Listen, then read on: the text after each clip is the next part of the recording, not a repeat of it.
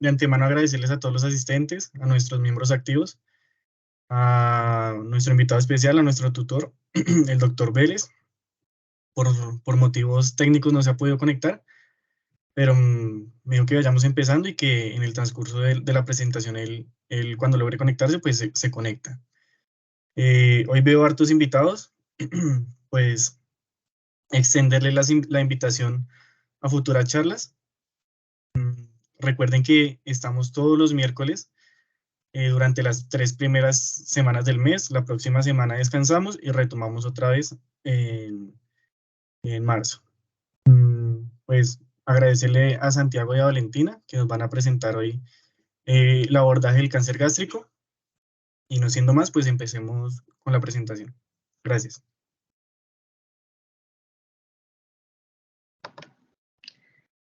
Listo.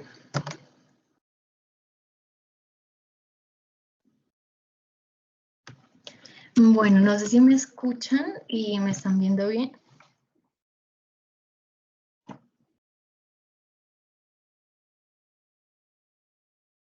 Sí, está perfecto. Listo. Bueno, entonces vamos a iniciar la charla de la noche de hoy sobre cáncer gástrico. Es un tema muy bonito, así que espero que les guste bastante, ¿no? Los expositores somos Santiago Pavón y quien les habla, Valentina Ortiz. Vamos a iniciar entonces con la epidemiología. Tenemos que el cáncer gástrico hoy en día es una de las principales causas de mortalidad a nivel mundial. Esto porque tiene múltiples factores de riesgo que van a influir para crear un ambiente procancerígeno. Entonces, el cáncer gástrico se caracteriza por su alta mortalidad y según una agencia de la OMS, en el 2018 hubo 1.034.000 casos nuevos de cáncer gástrico a nivel mundial, colocándose en el 5º lugar de incidencia más alta. En GloboCan, según las cifras del 2020, como lo podemos ver en la imagen, es el 6º cáncer más frecuente en todo el mundo. Esto con respecto a nivel mundial. Si lo trasladamos un poco a nivel de Latinoamérica, vemos que en Colombia es el 2º país que más casos incidentes va a aportar en todo este continente. Entonces vamos a ver que suele tener una incidencia mayor en hombres que en mujeres de 2-1. Latinoamérica aporta el 4º lugar con 6.5% de todos los casos de cáncer gástrico. En las imágenes que estamos viendo en la parte de abajo podemos darnos cuenta que al menos en Sudamérica, por cada 12.1 hombres diagnosticados con cáncer gástrico, tenemos a 6.3 mujeres diagnosticadas con cáncer gástrico, que nos da la incidencia de 2-1. Junto con la incidencia y mortalidad en Sudamérica, que vamos a ver una incidencia de 8.7 contra una mortalidad de 6.8, que es bastante pues, considerable. Listo, como una etiología y una patogénesis, vamos a ver que el más frecuente, la presentación más frecuente, va a ser un adenocarcinoma. Esta va a representar hasta el 90% de todos los casos de las neoplasias de estómago. Y el 10%, pues que son casos más inusuales, van a ser el linfoma, tanto no Hodgkin, y los leiomiosarcomas. Entonces vamos a ver que los adenocarcinomas se pueden clasificar según su histopatología en una clasificación de Lauren. Este va a dividir los grupos de adenocarcinomas tanto en difuso como de tipo intestinal. Entonces el intestinal es el que tiene mayor relevancia de formación de estructuras y son células que van a ser más similares a las glándulas intestinales propias del estómago. Y estas se van a relacionar más con factores ambientales y dietéticos que vamos a encontrar. Y pues el segundo tipo, que es un poco más inusual, es el tipo difuso, que este va a consistir en que se forman células laxas que tienen la característica de infiltrar la pared de toda la mucosa y no van a formar una masa en específico ni van a tener el aspecto glandular de las pasadas. Estas van a aparecer sobre todo en pacientes jóvenes y pues van a tener un peor pronóstico. En la imagen podemos darnos cuenta que el tipo difuso, el de peor pronóstico, es más proximal, no tiene lesiones precancerosas, usualmente es más incidente en mujeres y en mujeres jóvenes y es más frecuente en áreas de baja incidencia de cáncer gástrico. Y también, pues este se va a presentar la mayor parte por problemas genéticos. gástricos. Mientras que el tiempo intestinal, que es el más frecuente, vamos a ver que es más distal, son lesiones precancerosas, se suele presentar más en hombres con edad avanzada y pues vamos a ver que se presenta pues en áreas de alta incidencia y que tiene pues tanta relación con todos los factores ambientales. En la patogénesis, vamos a ver que la principal causa es el Helicobacter pylori. Como ya sabemos, es catalogado como un carcinógeno definitivo. Esta, pues, como ya sabemos, es una bacteria gram negativa que se va a encargar de crear un ambiente broncogénico con un huésped que, pues, va a ser genéticamente susceptible. Y si a esto le sumamos un ambiente gástrico favorable y una cepa bacteriana lo suficientemente virulenta, pues vamos a iniciar un proceso inflamatorio que va a pasar de agudo a crónico, que pues nos van a crear como el primer ladrillo para que se forme todo este proceso de errores en la duplicación genética. Entonces, esta bacteria tiene la cualidad de crear especies reactivas de oxígeno. ¿Qué va a pasar con esto? Que va a formar radicales libres que se van a encargar pues, de dañar el material genético de las células estomacales. Estas van a disminuir la apoptosis y pues van a incrementar la reparación incompleta de este material genético, que pues da casos, da inicio a metaplasias y demás. Acá podemos ver en la imagen de la derecha, como un recorte gris así de la tabla pasada, de la exposición de la semana pasada, si la quieren recordar, pues sobre todo el tema de diagnóstico, de tratamiento, pues sí queremos echar una revisadita. Bueno, también hay que tener en cuenta que la parte de factores ambientales, entonces va a ser más prevaleciente cuando hay dietas con mayor aporte de sal y comidas ahumadas.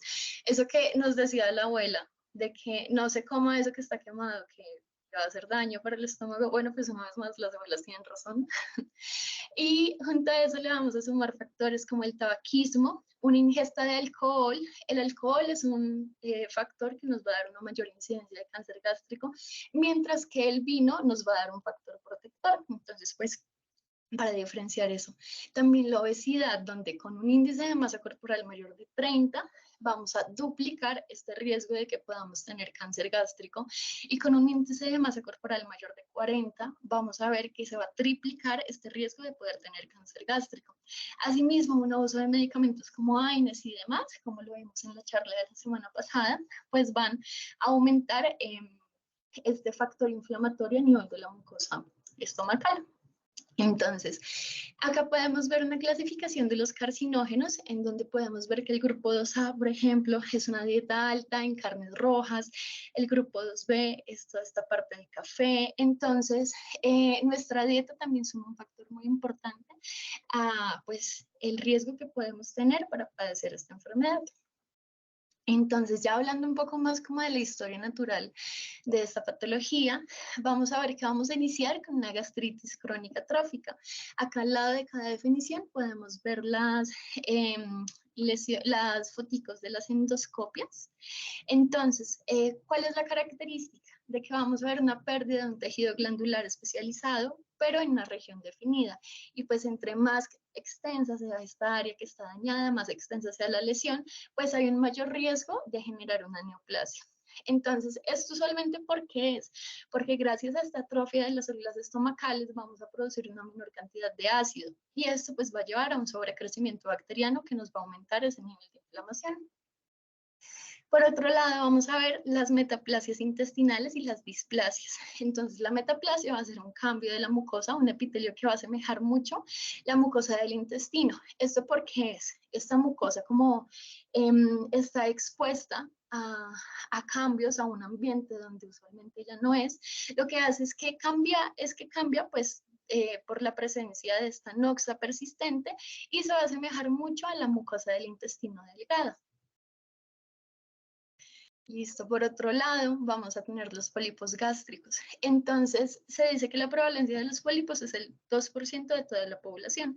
La mayoría son glandulares fúngicos, que es el 50%, el 40% son hiperplásicos, y el 10%, que son acá los que les vamos a tener mucho cuidado, son los adenomatosos. Entonces, los glandulares van a tener la característica de que van a ser benignos, van a tener un comportamiento benigno, y se asocian pues mucho a todo el consumo de los IBPs. Entonces, como recorderis de gastroenterología, a todos los pólipos mayores de 5 milímetros es recomendable pues, hacer una polipectomía y estar controlando el curso de estos pólipos con endoscopias. Mientras que los adenomatosos, que son el 10%, tienen una posibilidad alta de neoplasia, hasta el 11%. Por esto es importante que siempre que tengamos una endoscopia, tomemos biopsias de diferentes áreas estomacales para enviarlas a patología para que nos den un reporte de cómo son las características de este tejido. También las úlceras pépticas pues van a aumentar casi el doble la prevalencia de un cáncer gástrico, como pues lo recordamos de la charla pasada. Listo, el tamizaje. Entonces, el tamizaje se realiza utilizando diferentes marcadores de atrofia gástrica, como pueden ser las pruebas de aliento para el Helicobacter pylori o con estudios de imagen o de endoscopia. Entonces, podemos utilizar varios ítems, como lo que son pepsinógenos séricos, grelina sérica, gastrina 17, fotofluorografía o pues la endoscopia. La endoscopia nos va a servir mucho en regiones de alta prevalencia, va a ser costo efectivo, mientras en regiones que no tienen una alta prevalencia, pues no es una buena forma de hacer tamizaje de cáncer gástrico. Vemos las ubicaciones más frecuentes del cáncer gástrico detectado, donde el 49% va a ser en el cuerpo y el 31% en el antro. Ya vemos que cardia es 14% y píloro 6%. Mientras que el cáncer gástrico que pasa inadvertido, las cifras cambian un poquito y vamos a tener entonces una neoplasia en el cuerpo del 52%, antro de 26%, cardias de 14% y píloro del 8%. ¿Esto por qué? Porque la clínica a un inicio puede pasar muy inadvertida. Es decir, en formas tempranas de esta neoplasia se puede presentar de una forma muy silenciosa, pero usualmente se suele relacionar con casos como epigastralgia, dispepsia, disfagia, náuseas o anorexia. Pero ¿qué pasa, digamos, en estos casos? Que la mayoría de las poblaciones pues no le colocan como cuidado y dicen como, me voy a tomar un Gaviscon y ya nada pasa, siendo que pueden ser síntomas que podemos estar teniendo para que le estemos detectando a un paciente todo lo que es pues, un cáncer. Entonces, los síntomas de alerta pueden ser dolor epigástrico, la pirosis, la disfagia, náuseas o vómitos y la pérdida de peso. La pérdida de peso en conjunto de la anemia pueden ayudar a diagnosticar la enfermedad por estas pérdidas de sangre que tenemos. Bueno, también vale la pena recordar, esto yo creo que siempre lo preguntan en revista, y esto de la parte de infiltración ganglionar. Es cuando ya tenemos un cáncer que está muy avanzado y se nos presentan signos muy característicos, como es el ganglio supraclavicular izquierdo, el nódulo periumbilical y el tumor de Krukenberg. Esos sí son muy de libro, pero pues tal vez algún día lo podemos llegar a ver. Listo. En la parte de diagnóstico, vamos a ver que acá la endoscopia va a ser el método más confiable para detectar las etapas de cáncer de forma temprana. Entonces es muy importante que el gastroenterólogo con su conocimiento elija muy bien de qué áreas tomar la biopsia para que se aumente la posibilidad de tomar un área afectada que nos pueda indicar lo que es pues, un reporte positivo para patología. Entonces, se van a observar toda la parte de la mucosa gástrica para hacer un diagnóstico de la enfermedad incipiente, ya como que recordamos que muchas veces los pacientes necesitan un tamizaje porque no tienen ningún tipo de síntoma. También que el mapa de la biopsia endoscópica estándar va a requerir al menos de 2 biopsias, entonces puede ser del antro, que es la curvatura menor y mayor del cuerpo, curvatura mayor y menor, y de la incisura. Y en tal caso de que nos llegue a dar un reporte positivo, como ya lo vamos a ver más adelante en el manejo, vamos a utilizar en sí la clasificación de TNM, que es pues, la más usada. Entonces, voy a apagar el micrófono y la cámara para dejarlos con la siguiente parte de la exposición.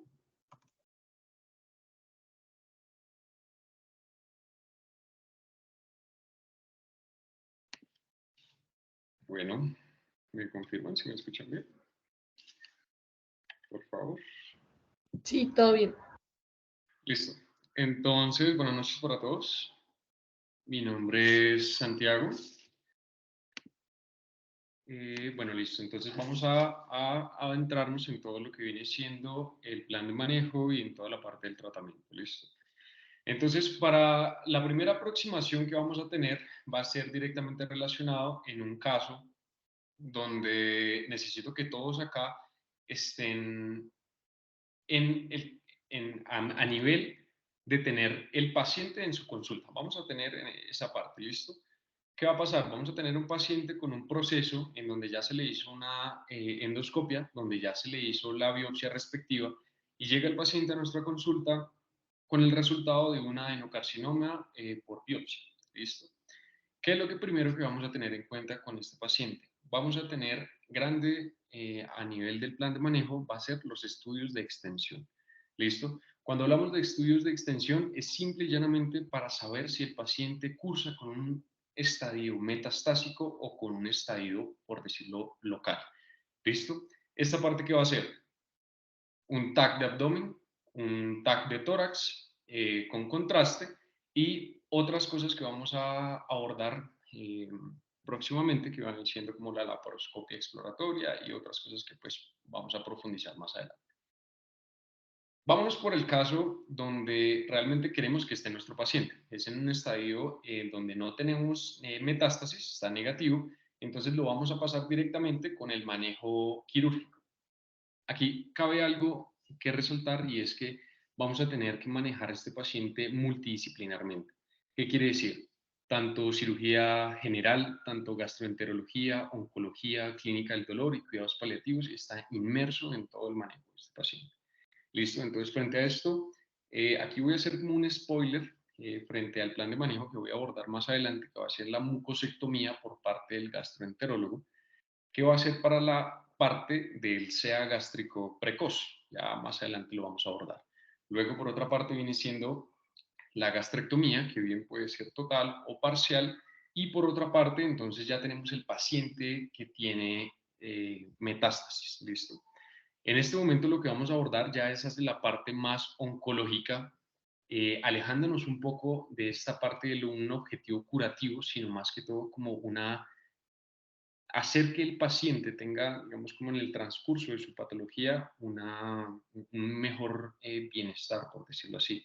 En esta parte entonces tenemos la quimioterapia, la radioterapia, la clínica del dolor y los cuidados paliativos. ¿Listo? Entonces, nada, más adelante voy a estar dando, digamos, como unas cositas para recordar, entonces, pues para que estemos pendientes en ese momento. ¿Listo? Podemos pasar, por favor. Entonces, lo primero que tenemos acá en el plan de manejo es que hay que adecuarse al estado tumoral y al estado biológico del paciente. Es decir, en cuanto al estado tumoral, lo más grande que tenemos que mirar es si el paciente se encuentra en un estadio precoz o en un estadio avanzado. Frente a esto, vamos a abordar lo que hace un momento Valentina decía de la clasificación TNM. ¿Listo? Para que no quede como contextualización, como teórico y eso, vamos a aplicarlo de una vez con la imagen. TNM, entonces T es directamente el stage de la parte del tumor, N es la infiltración ganglionar que tenemos y la M va a ser directamente si el paciente cursa o no con metástasis. ¿Listo? En los T tenemos T1, T2, T3, T4, T4B. En N podemos tener N1, N2, N3 o N4. Y en la parte de metástasis, simple y llanamente, más allá de tener más números, es simplemente tiene o no tiene metástasis. ¿Listo? En la parte del primer abordaje tenemos el T1, que va a ser esta lesión, este tumor que no va a sobrepasar la parte de la muscular propia. ¿Listo? Esto es lo que nos va a dar la frontera en si nos estamos acercando hacia lo que viene siendo un SEA gástrico precoz o un SEA gástrico avanzado. ¿Listo? ¿Qué quiere decir? Entonces, para irlo contextualizando, a partir de toda la exposición, de T2 en adelante ya hablamos de un SEA gástrico avanzado. ¿Listo? ¿Esto por qué nos puede llegar a importar desde la parte epidemiológica? En Occidente, pues desafortunadamente realmente el 80% del SEA gástrico a la hora del diagnóstico está en un estadio avanzado, como ya lo habíamos visto antes. ¿Listo? Entonces, para esto vamos a tener múltiples opciones terapéuticas que van desde la parte, por decirlo así, más superficial hasta la más profunda, como viene siendo cirugía endoscópica en el cáncer precoz, la parte del tratamiento sistémico, como viene siendo la parte de la quimioterapia y la radioterapia, y la parte de la cirugía como la mejor opción terapéutica curativa que tenemos en este abordaje. ¿Listo? Entonces podemos pasar, por favor. Entonces, lo primero que les estaba diciendo, tratamiento multidisciplinar. Endoscopia, gastroenterología, quimioterapia, oncología y radioterapia y cirugía general para todo el abordaje. ¿Listo? ¿Qué es lo primero que tenemos acá? Aquí ya habíamos hablado hace un momento de esto, de la clasificación japonesa y la clasificación de Borman, en donde tenemos un tipo 1 que es protuso, está protruido, si lo vemos ahí como una montañita. El tipo 2 lo tenemos ulcerado o excavado. El tipo 3 lo tenemos como un úlcero infiltrativo y el tipo 4 un infiltrativo difuso. ¿Sí? Claramente pues va directamente proporcional a el avance que va a tener la masa. ¿Listo? Aquí hay algo importante, que son como estos datos que voy a ir mandando como a manera como de práctica, ¿sí? Que hemos abordado en toda esta parte de la patología cancerígena, y va a ser, si el paciente llega con una endoscopia, con un adenocarcinoma, y nos arroja que tiene una clasificación de Borman 3, ¿sí? Toda esta parte de Borman 3, pero la biopsia sale negativa, ¿listo? Olvidémonos al principio del adenocarcinoma. Tenemos una clasificación Borman 3 por endoscopia, mandamos la biopsia y nos sale negativo. El mejor manejo que tenemos así en este momento es repetirla, ¿sí? Porque generalmente, y por decir general, estoy hablando de un 80% de los adenocarcinomas se presentan cuando tenemos un Borman 3. Entonces, lo mejor es que si tenemos unas biopsias negativas para un Borman 3, lo mejor es repetirla, ¿listo? Ahora pasamos a lo que viene siendo lo más superficial. Entonces, vamos a abordarlo desde el cáncer precoz, cáncer avanzado, ¿listo? Entonces, lo primero para el cáncer precoz va a ser la resección endoscópica y la vigilancia, ¿listo? Entonces, pasamos, por favor. Entonces, resección endoscópica. Teóricamente no es más que la resección de un fragmento de la pared del tubo digestivo que incluye mucosa, submucosa, hasta la parte de la muscular propia. Vamos a respetar totalmente la muscular propia, como podemos ver ahí en la imagen inferior izquierda. ¿Listo? Esta resección endoscópica pueden estar mucho más familiarizados, pues aquí las personas que en algún momento tuvieron la oportunidad de rotar por gastroenterología en la parte de procedimientos, como lo aborda ahorita Valentina, estamos hablando de las polipectomías. Es la misma técnica en todo el tubo digestivo. Lo que va a cambiar es directamente la indicación del por qué se está haciendo. ¿Listo?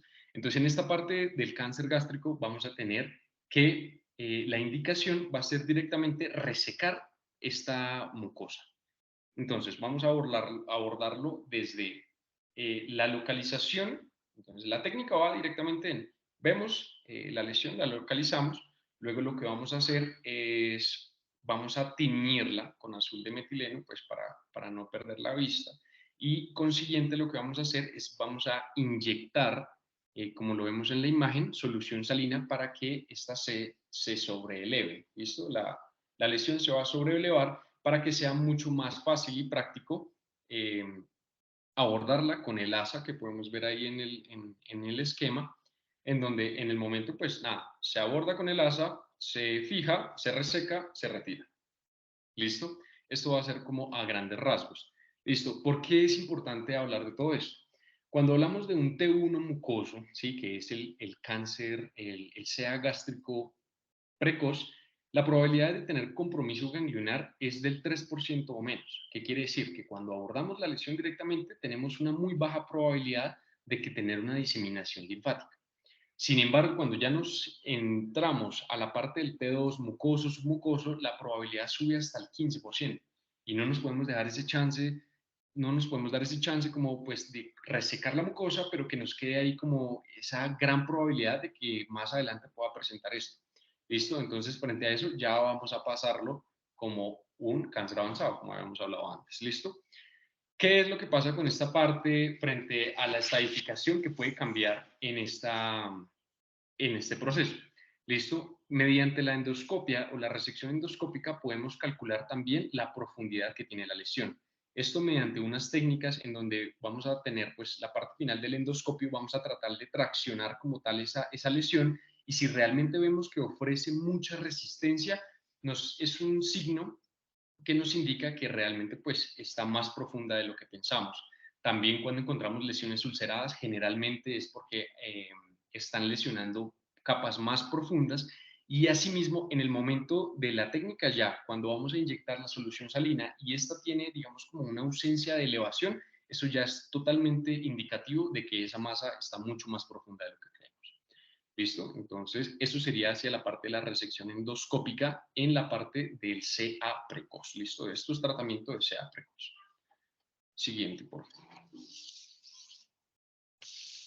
Listo. Entonces, aquí ya nos adentramos a todo lo que viene siendo el tratamiento del CA avanzado. O sea, en la clasificación TNM recordamos que es de T2 en adelante. ¿Listo? Aquí hay algo que tengo que resaltar y es la parte de la neoadyuvanza o la poliquimioterapia más la gastrectomía. Entonces, nuevamente, mensajes para tener en la cabeza y estar ubicado en lo que estamos hablando. ¿Listo? Primero, vamos a tener tres cosas fundamentales en lo que va a ser prácticamente lo que voy a desglosar, lo que queda de la exposición. ¿Listo? La primera parte va a ser la poliquimioterapia. ¿Listo? La segunda parte va a ser la intervención quirúrgica, que va a ser la gastrectomía, ya sea parcial o sea total. Y en tercera parte va a ser el vaciamiento ganglionar. Ustedes me disculpan que aquí no quedó la parte del vaciamiento, pero pues ya más adelante lo vamos a profundizar. Entonces, traigo a colación aquí a lo que viene siendo el estudio MAGIC, ¿sí? Es un estudio en donde, pues aquí vemos el título del New England Journal of Medicine, que es Perioperative Chemotherapy versus Surgery Alone for Resectable Gastroesophageal Cancer. ¿Listo? Entonces, ¿qué es lo que va a pasar con todo esto? Fue un estudio, ya pues tiene sus años, ¿sí? Realmente lo traigo aquí a manera más como de ejemplificar lo que vamos a hablar, de traer a colación la historia, y es un estudio donde realizó Cunningham, que es el autor principal, en un cohorte de 503 pacientes, en donde los sometieron directamente a ver cómo le iba en la comparación directa entre los pacientes que solo le hacían la gastrectomía total, sola, y los pacientes que lo sometían a una neoadyuvanza, que quiere decir una quimioterapia preoperatoria y una quimioterapia posoperatoria. ¿Listo? ¿Qué demostró esto? Realmente los resultados son totalmente satisfactorios en la sobrevivencia y en el desarrollo como tal de la naturalidad de la enfermedad de estos pacientes, en donde pues puntuó mucho mejor la parte de la quimioterapia preoperatoria y posoperatoria. ¿Listo? Entonces esto es algo que lo hacemos en este momento a nivel del manejo del cáncer gástrico avanzado. Entonces, primero, poliquimioterapia. Seguimos, por favor. Entonces, ya nos adentramos aquí a toda la parte quirúrgica del abordaje, entonces la gastrectomía total. Primero, recordar, es un paciente que no va a tener metástasis, sí, es un paciente que puede tener cualquier, bueno, pues no cualquier, uno de los stage, no el 4 ni el 4B, porque pues eso ya es metástasis, sí, en donde lo vamos a tener que es prácticamente de T2 en adelante, ¿listo? ¿Qué tenemos acá? A nivel histológico vamos a tener un compromiso muscular, de la muscular propia, ¿sí? Y adicional a esto, un compromiso ganglionar, ¿listo? Entonces, ya hablando de la terapia MAGIC, pasamos ahora a lo que viene siendo la parte quirúrgica. ¿Listo? Entonces, ¿qué es lo que vamos a hacer con esto? En la primera parte, entonces acá en la imagen vamos a abordarlo desde una resección visceral y una resección hacia la parte ganglionar. Entonces, cuando hablamos de resección visceral, hablamos de la resección del tumor más la víscera gástrica. En este caso, entonces, vamos a empezar por lo que viene siendo la resección a nivel, una incisión a nivel esofágica. En la imagen aparece un poquito más gastroesofágica, pero pues lo vamos a tomar un poco más arriba. En la parte inferior también lo tenemos a nivel gastroduodenal, un poquito más abajo la tomamos, ¿listo? Bueno, no, bueno, aquí era como un poco importante señalar con el mouse, pero bueno, no importa, ahí ustedes me van siguiendo con la imagen. Entonces tenemos 4 incisiones, ¿sí? La superior, la del duodeno, luego tenemos aquí en una asa y luego tenemos una lateral, ¿listos? Entonces vamos a tener lo siguiente. Lo primero va a ser reseccionar toda la parte de la víscera gástrica. Luego, en esto lo que vamos a tener es, vamos a crear una asa desfuncionalizada para que vayámoslo a astomosar en la parte que recién quitamos de la parte gástrica, ¿listo? Entonces, en la parte del duodeno, esto es lo que vamos a hacer es crear una sutura, ahí lo que vamos a hacer es una ablación, esto no va a tener ningún conducto con ningún lado, sino lo que va a tener es quedar con la sutura, ¿listo? Aquí hacia la parte izquierda. En la parte de arriba lo que vamos a hacer es que vamos a reseccionar una parte de la asa inferior, que va a ser a nivel yeyunal, en donde lo que vamos a hacer es una reconstrucción del tránsito, ¿listo? Entonces, esta asa lo que vamos a hacer es, esta asa desfuncionalizada la vamos a conectar directamente con el esófago para crear una esófago-yeyuno anastomosis, ¿listo? En el momento en que la tenemos ya anastomosada, como lo ven en la imagen de la derecha, en la parte de arriba, la anastomosis, entonces ya tenemos la sutura de la parte duodenal principal, segundo, la anastomosis esófago-yeyunal, y ahora lo que tenemos que hacer es conectar la parte del duodeno que anteriormente habíamos resecado hacia la parte de abajo, bueno, sí, la parte inferior de la víscera disfuncionalizada. ¿Esto para qué lo vamos a hacer? Más o menos como unos 40 o 60 centímetros, perdón, de lo que va a ser la primera anastomosis. ¿Con qué objetivo? Para que no haya ningún reflujo biliar. Si nos damos cuenta ahí a nivel de la imagen, no estamos tocando nada de conducto hepático, no estamos interviniendo nada de conducto pancreático. Entonces lo que va a hacer es que en el momento de la secreción del jugo pancreático y de las sales biliares no tenga ninguna posibilidad de reflujo. ¿Listo? Entonces, eso sería en cuanto a la gastrectomía total. El procedimiento que se utiliza es una reconstrucción en Y de Raux. La Y, pues lo podemos ver aquí en la imagen derecha, tiene más o menos como una forma de Y. Y Raux es el epónimo por el cirujano César Raux, un médico suizo que pues implementó en primera medida este procedimiento. Seguimos, por favor. Gracias. Listo, entonces ahora tenemos la gastrectomía oncológica. Entonces, cuando hablamos de una gastrectomía total es porque estamos hablando generalmente de una masa que está a nivel del fondo gástrico, a nivel del cuerpo, ¿sí? También pues tiene que ver su extensión y demás. Y cuando hablamos de una gastrectomía subtotal, estamos hablando cuando está a nivel prepilórico o pilórico, en donde podemos conservar la parte más proximal. ¿Listo? Entonces, frente a esto, ¿qué es lo que tenemos? Lo primero va a ser igualmente una resección a nivel más o menos como del primer tercio gástrico e igualmente una resección a nivel duodenal. Vamos a retirar esta parte de la víscera y vamos a formar igualmente una incisión a nivel distal de lo que viene siendo ahí la parte del asa. Lo que va a pasar es, primero, digamos como en común con la anterior, con la gastrectomía total, va a ser que igualmente vamos a suturar la parte duodenal. Y la incisión próxima que vamos a tener ahí a nivel yeyunal, lo que vamos a hacer es subirla y la vamos a anastomosar con la parte gástrica que nos queda. ¿Listo? ¿Cuál es uno de los inconvenientes de este procedimiento? Es que pues en esta parte sí tenemos alta probabilidad de que exista un reflujo biliar. ¿Listo? ¿Por qué? Pues porque ahí estamos mirando que pues en la parte izquierda pues vamos a tener los conductos pancreáticos y el conducto hepático que para tener su recorrido va a tener que subir hasta esa nueva neoformación gástrica y luego va a bajar completamente por la parte del yeyuno. Entonces esa sería ¿cómo decirlo? Sí, como la probabilidad que tenemos del reflujo biliar. ¿Listo? Seguimos, por favor. Entonces, ahora, a manera de síntesis, entonces ya tenemos la primera parte, quimioterapia neoadyuvante, la parte de la gastrectomía, ya sea total o parcial, y ahora vamos a abordar la parte del vaciamiento ganglionar. ¿Listo? En esta parte, realmente, pues lo más importante de todo esto es tener en cuenta que el SEA gástrico es muy linfófilo. ¿Listo? Frente a esto, quiere decir que el más del 70% del CA avanzado es N positivo al diagnóstico. Entonces, pues realmente por eso traemos también a colación la parte de la resección endoscópica, pues que nos deja ahí como que realmente solo es para el CA precoz. ¿Listo?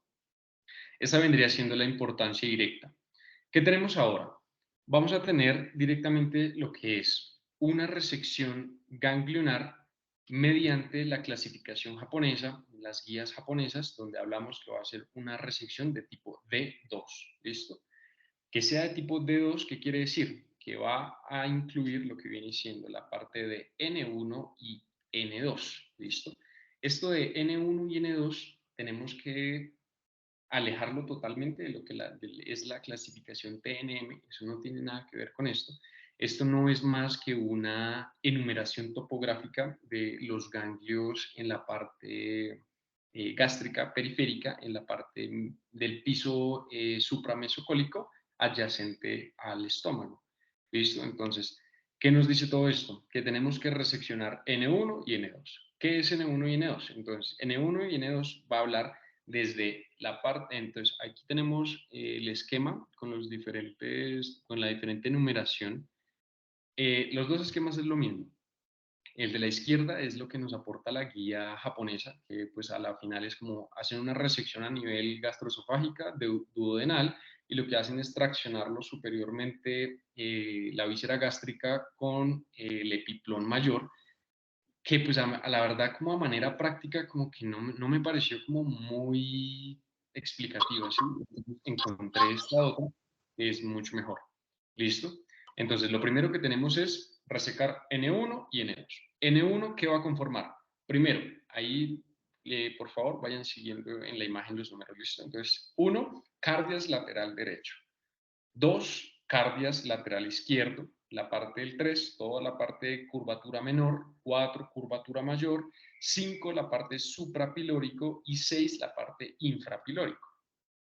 Luego nos extendemos a lo que viene siendo N2, entonces ya abordamos N1 local de la víscera gástrica, perigástrico. Ahora vamos a abordar la parte de N2 que va a ser más regional, más lo que esté, digamos, como más adyacente, pero no directamente de la víscera gástrica. ¿Y qué tenemos? Vamos a tener primero como 7 la coronaria estomáquica o la arteria gástrica izquierda, la arteria hepática común y la arteria esplénica. ¿Listo?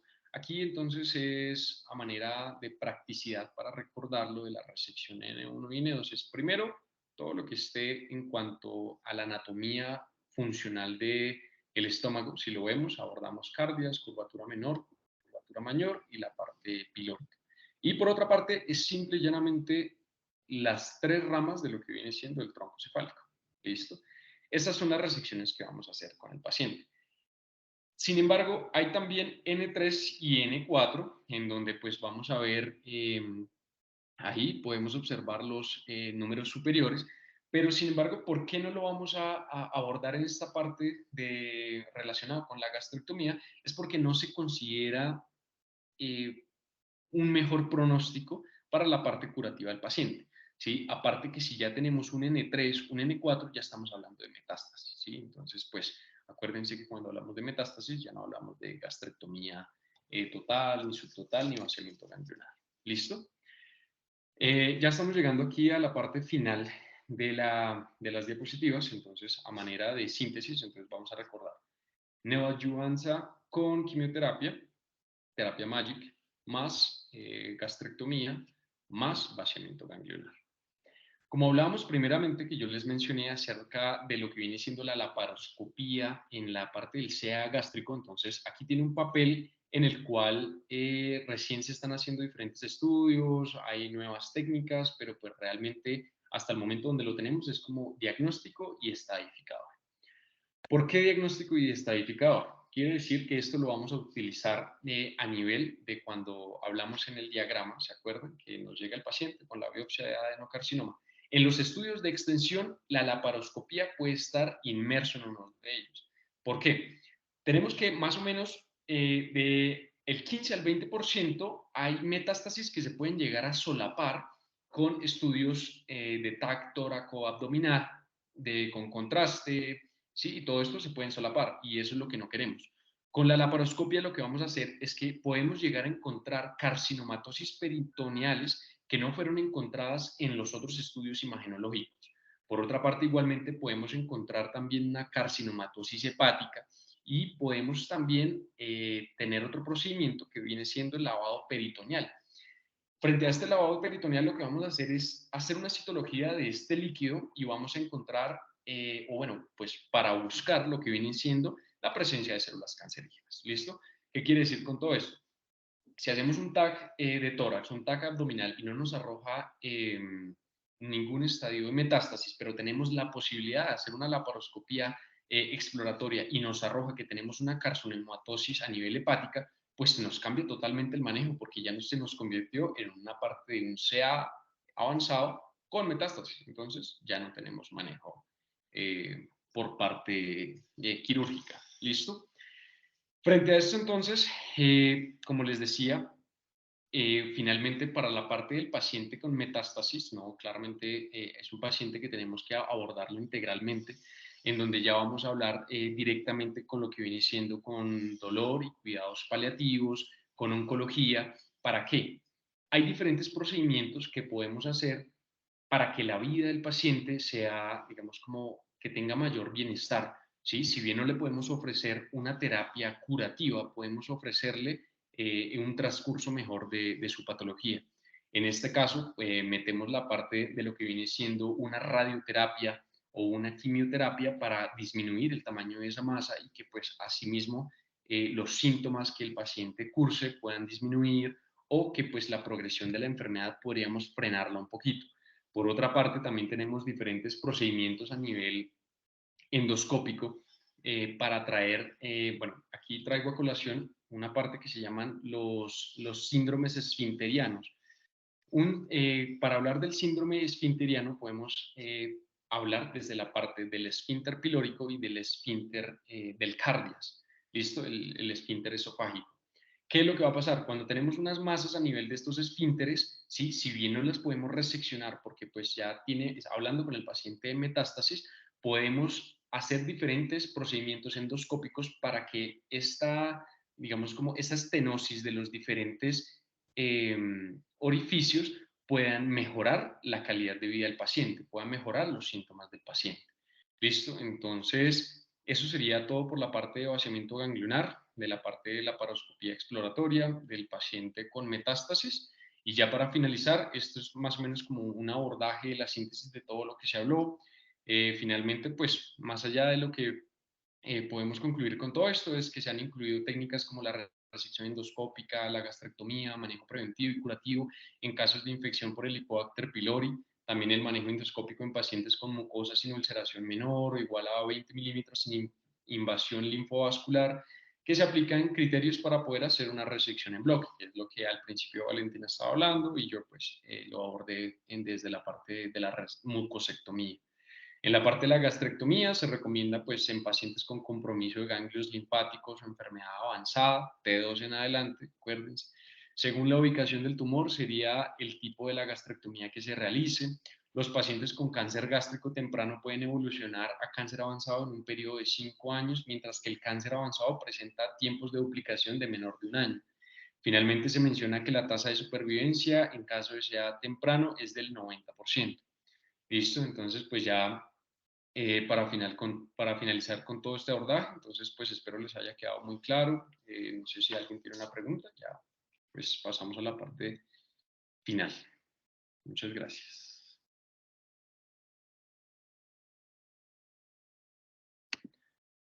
Estas son las referencias. Aquí nos basamos en lo que viene siendo en varios artículos a nivel de etiopatogenia, fisiopatología, epidemiología y finalmente utilizamos 2 guías, una guía colombiana y lo que viene siendo pues prácticamente como el pilar de toda la exposición, que es la guía japonesa.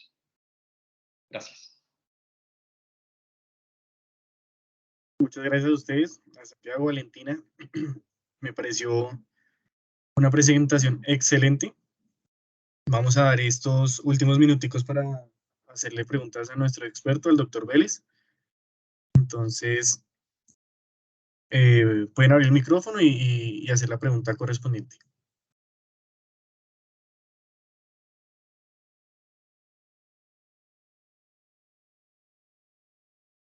Doctor, buenas noches.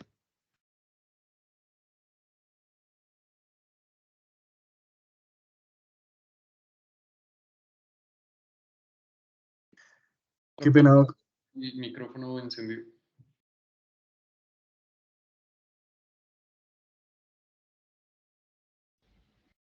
No, doc, no se escucha. No se Creo que escucha. sí está encendido, pero no se escucha.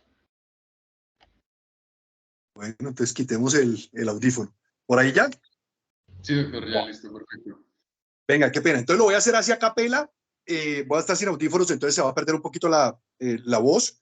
Pero venga, quería decirles que los felicito muy bien. A Santiago ya se lo había dicho en una exposición que hizo anteriormente en el aula. Me encanta cómo se apersona de las cosas. Y Valentine, la Valentina también se apersonó de la primera parte y dijo cosas que me gustaron mucho.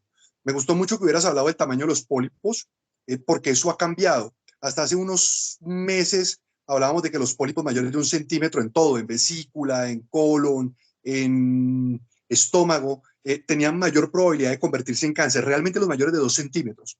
Pero obviamente como esto va cambiando, así como los pacientes aparecían con cáncer gástrico primero a los 60 años y ahora ya tenemos pacientes de 45, 50 años con cáncer gástrico, pues el tamaño de los pólipos también va disminuyendo y 0.5 es un tamaño excelente para resecarlos, para manejarlos de la vesícula también, para manejarlos del colon y para manejar todo en general los pólipos. Digamos que eso se ha visto por las desviaciones estándar que siempre les explico. Digamos, lo normal es 1, pero pues 2 desviaciones estándar pueden aparecer en un pequeño grupo de pacientes. Entonces, para proteger ese pequeño grupo de pacientes, se va acortando y se va como afinando ese tiempo. Y pues Santiago habló muy bien del tratamiento. Yo realmente esta presentación la voy a empezar a usar en el aula porque me pareció muy buena. ¿Qué me surgió ahí en la exposición diciendo que todo estuvo perfecto?